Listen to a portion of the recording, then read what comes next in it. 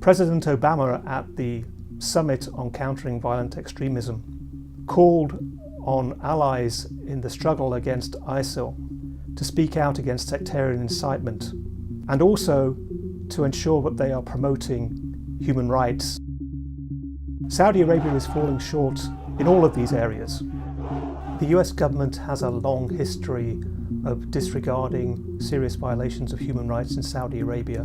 Dozens of human rights defenders have been sentenced to jail terms. It is using a new counter-terrorism law to target non-violent peaceful dissent, spreads violent extremism through the teachings of religious leaders who are comfortably based in Saudi Arabia, through the content of its school textbooks, which are widely used in Muslim communities around the world, and by the example it sets through its own violations of human rights at home. It is extremely intolerant of religious pluralism.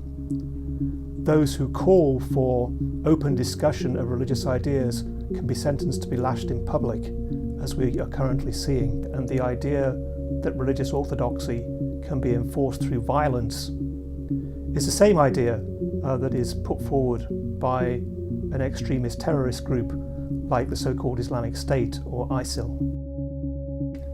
Human Rights First is issuing a new policy blueprint. The blueprint calls on the US government to launch a new whole-of-government approach to push back against Saudi violations of human rights that are so damaging for the people of Saudi Arabia, the people of the broader region, and for US interests. You can learn more about this policy blueprint by visiting humanrightsfirst.org.